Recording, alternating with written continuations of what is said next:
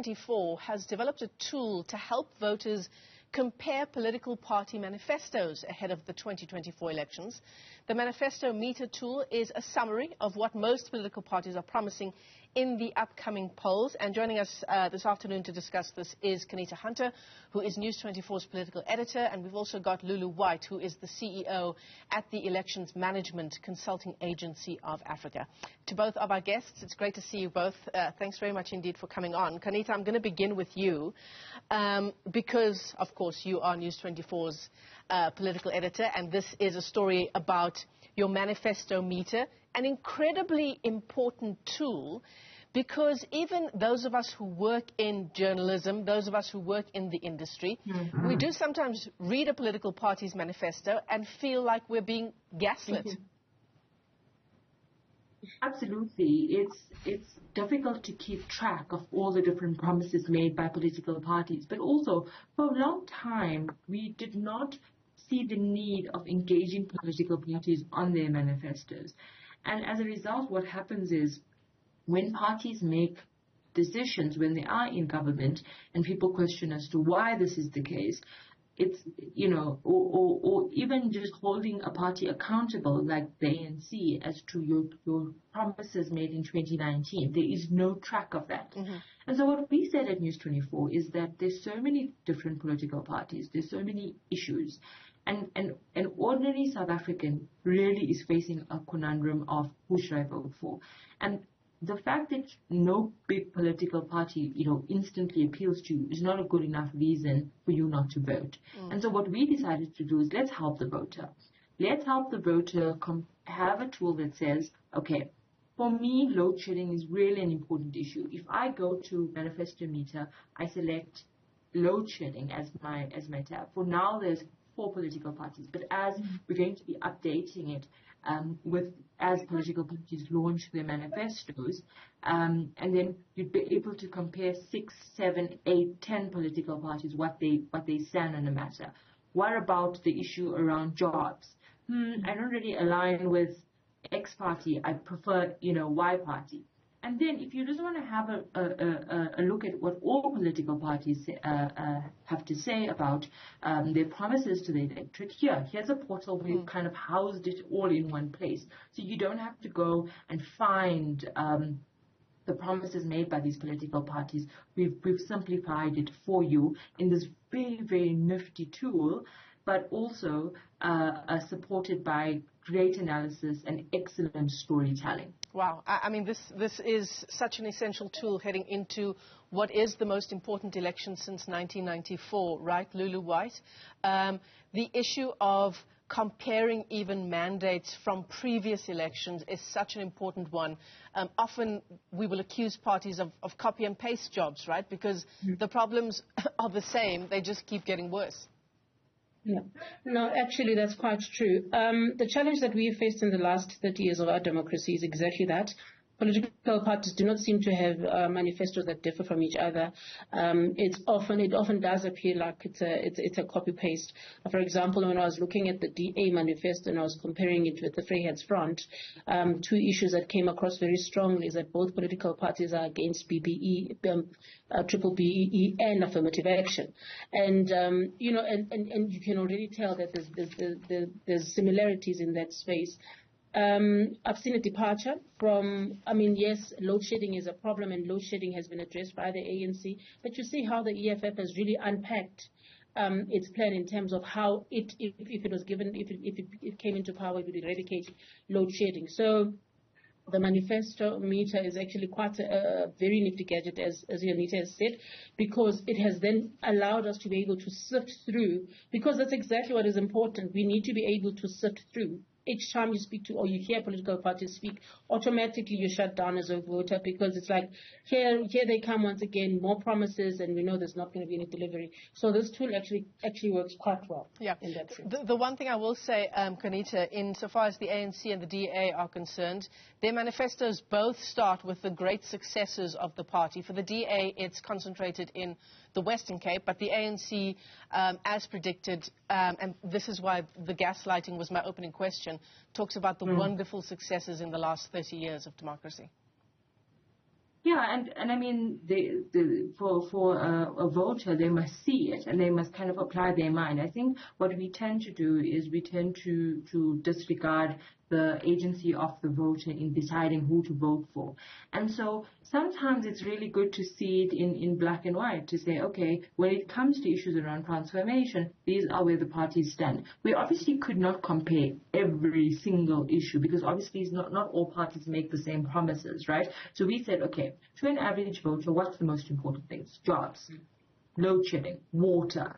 You know, these are survivalist things. These are basic things. And we said, okay, how do we list then what the parties said? Another very interesting thing is the empowerment that comes where I may agree with the plan of a political party, perhaps on local issues. So I would vote for the Democratic Alliance in my province, but necessarily I don't necessarily agree with them on a national policy around broad-based black economic empowerment. So I'm going to not support them on a national level, or maybe vice versa with the ANC. They are wreaking havoc in my province, but I support them on maybe foreign policy on a national level. So that decision takes more engagement. It requires a voter to be aware, to be fully, to have a full grasp of what these parties stand for and how they fare in comparison to each other. Yeah, and that's the caveat, isn't it, Lulu? It does mean that we need to be involved. As voters, we need to do our research. We need to, unfortunately, we need to go and read the manifestos or log onto this tool on News 24 and go and check the big issue that affects your life and get a sense of what the political parties concerned are saying. It's not just going to be a sense of, oh, I like the look of him. I might vote for him or her. Look, I think the reality is that generally in Africa, and I know we're talking about the South African context, but generally in Africa we still do have a big part of our politics that are personality based. So people will still support a political party on the basis that they like a particular person in that political party. It takes a lot to actually engage voters and actually educate them on some of those things. Like, well, load shedding is an emotive issue. It's been an issue that a lot of people have been rallying around and talking about. And this is why we are seeing in these manifestos, that's one thing that's coming across. Jobs have also become such an emotive issue because the ANC has in the last years promised people so many jobs, and instead that problem has continued to escalate. And that is why political parties are now jumping on that bandwagon to say we are offering jobs.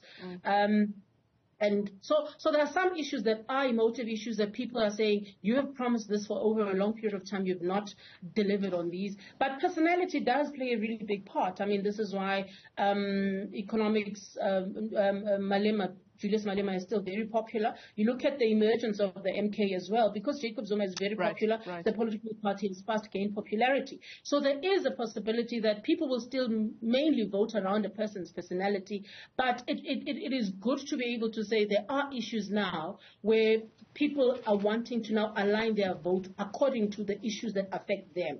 Yeah. And this is where as a country we need to go, because that is what is going to eradicate most of the problems that we have. The more people start engaging with these political parties on issue-based or voting, and they start saying to them, you promised 1, 2, 3, you promised us houses in Alex, and you did not deliver them.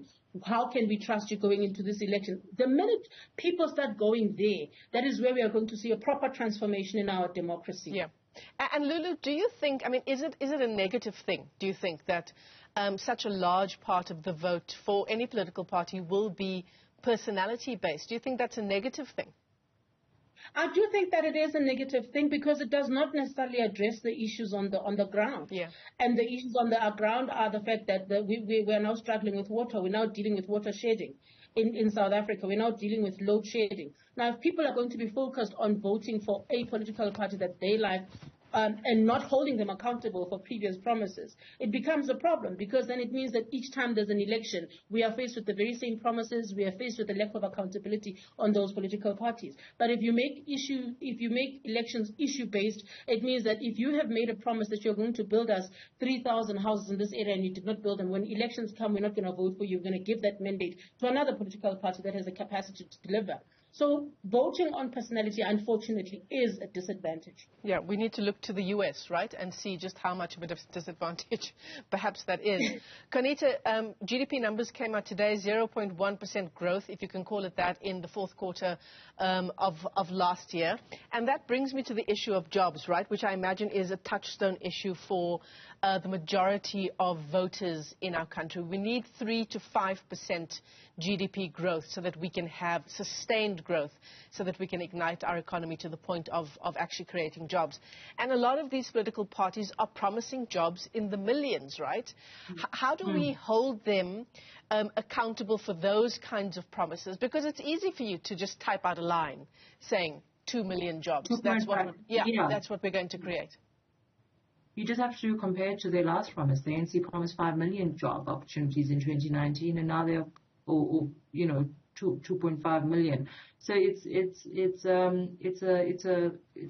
a test against their own promise. That's the first thing. But secondly, where are you going to find the job? The devil of the jobs. The devil is in the detail, and I think that's why we really encourage an active citizenry. And this is really what participatory democracy is.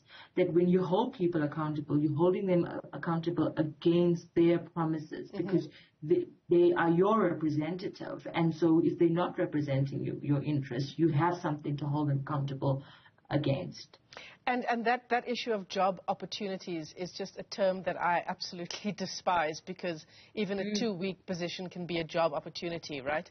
I want to just get to the issue of the 3 ballot papers that we're going to be faced with, Qaanitah, for the first time.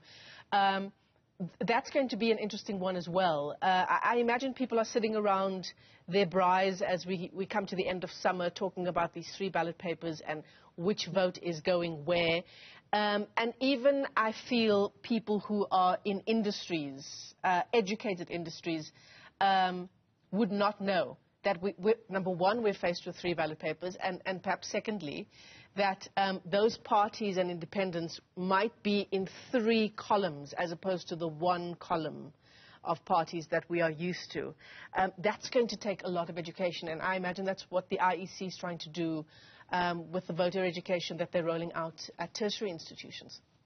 But also, our role as the media to encourage citizens and to explain it to people that you're going to have 3 ballots. You're voting for your representatives in the provincial legislature, so that will be parties and independent candidates. You're voting on the regional ballot, which is only concerning 200 seats of the National Assembly. Right. That is political parties and independent candidates. And then you're voting on the national ballot, which is only political parties, and that involves 200 seats of the 400 seats in the National Assembly. So 3 separate ballots. You can vote for 3 different entities on all 3 of the ballots. You don't have to vote for a single one across the board.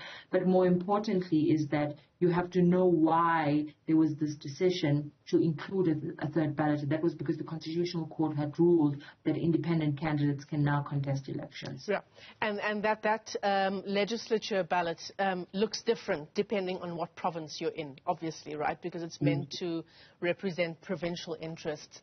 Your final comments, Lulu White, on just the issue of education and making sure that all of us, when we go to the polls, when we're in that voting booth, we know exactly where our vote is going. I think it's very important that in as much as we, in this particular moment, take political parties and hold them to account for the promises that they've made and they've not been able to deliver, we must also, as the voters, hold ourselves accountable. I think one thing that we have seen across across all socials is the fact that, these jokes that we see that if you continue to vote for this particular political party, then you deserve the type of government that you get. I think that is a call to us as voters also, to actually hold ourselves accountable, to say we cannot continue to have relationships with political parties that look like abusive relationships and we continue to stay in those relationships. We have a responsibility to not only educate ourselves about the things that they're promising us, but also how do we hold these people accountable for some of those promises. And if those promises are not being met, we also have a responsibility to make sure that those people are actually not voted back into power. It's as simple as that. Yeah. So this is a relationship. We must hold them accountable, but we must also hold ourselves accountable as the voters. Lulu White is the CEO of Elections Management Consultancy Agency of Africa, and Qaanitah Hunter, News 24's political editor. To both of our guests, thanks very much indeed for your time. And it certainly is an important time, the road to elections 2024. News 24 has this tool to help voters compare political party manifestos.